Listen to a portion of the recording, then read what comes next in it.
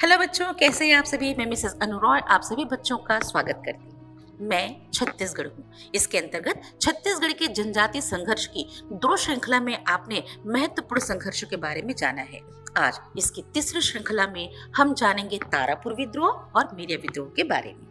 परलकोट विद्रोह के शासक महिपाल देव के दो पुत्र थे, भूपाल देव और दलगंजन सिंह। महिपाल देव की मृत्यु के पश्चात 1842 में भूपाल देव बस्तर की राजगद्दी पर बैठे और भूपाल देव ने दलगंजन सिंह को तारापुर परगने का अधिकारी नियुक्त किया। तारापुर बस्तर मुख्यालय के दक्षिण पश्चिम में स्थित एक ग्राम है। भोपाल देव के शासनकाल में यहाँ दो आदिवासी विद्रोह हुए। एक 1842 से 1854 के मध्य तारापुर विद्रोह और 1842 से 1963 के बीच में मेरिया विद्रोह। तारापुर विद्रोह जो 1842 से 1854 के मध्य हुआ, इस समय शासक थे भोपाल देव। स्थान तारापुर जो बस्तर में है। इसके नेतृत्वकर्ता तारापुर के अधिकारी दलगंजन सिंह थे। इस विद्रोह का मुख्य कारण अंग्रेजों द्वारा आदिवासियों की जीवन शैली में हस्तक्षेप करना था। इस विद्रोह का उद्देश्य दीवान जगबंधु को पद से हटाना और बढ़े हुए कर को वापस लेना था। इस युद्ध का घटनाक्रम इस तरह था। भोपाल देव के शासनकाल में उनके भाई दलगंजन सिंह तारापुर के अधिकारी थे।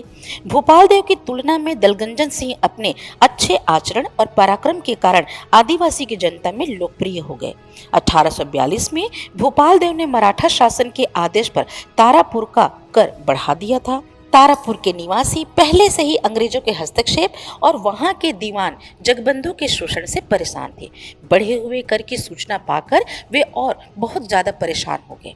फलस्वरूप दलगंजन सिंह के नेतृत्व में तारापुर के आदिवासियों ने ब्रिटिश एवं मराठा के विरुद्ध विद्रोह करना शुरू कर दिया और दीवान जगबंधु को बंदी बना लिया।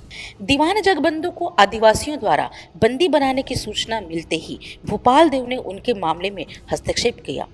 भोपाल देव के आदेश पर आदिवासियों द्वारा दीवान जगबंधु को मुक्त करना पड़ा।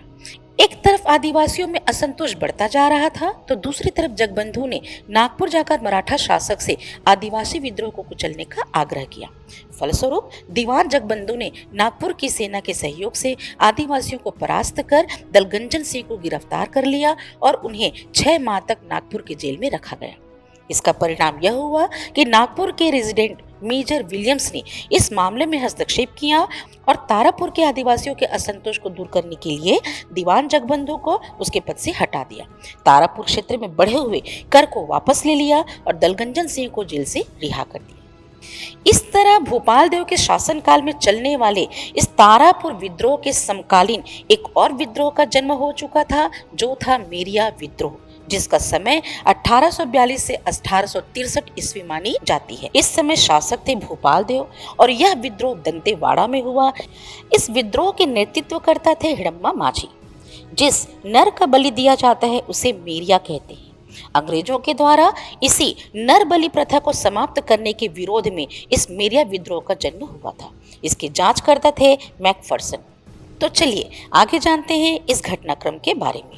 जेनकिंस, ब्लंट एवं एगेन्यू की यात्रा के विवरण में यह बात सामने आई थी कि शंकिनी डंकिनी नदियों के संगम पर स्थित दंतेश्वरी माता के मंदिर में नरबलि प्रथा प्रचलित है। इसके बारे में मराठा शासन ने जब बस्तर के शासक भोपाल देव से पूछा तो भोपाल देव ने अनभिज्ञता प्रदर्शित करी। ब्रिटिश शासन ने मैकफर्सन को उस क्षेत्र में प्रचलित नरबलि की प्रथा की जांच के लिए नियुक्त किया। मैकफर्सन ने अपने प्रतिवेदन में बताया कि ताड़ी पेन्नू या माटी देव की पूजा में प्रमुख संस्कार नरबलि है। यहाँ की जनजातियां नरबलि का आयोजन विशेष अवधि में सार्वजनिक उत्सव के रूप में करती हैं, अर्थात जिस नर का बलि दिया जाता है उसे मेरिया कहा जाता है। यही ग्रिप्सन कहते हैं कि ब्रिटिश सरकार ने बस्तर में मेरिया या नरबलि को समाप्त करने के लिए बस्तर के राजा भोपाल देव को आदेश दिया था।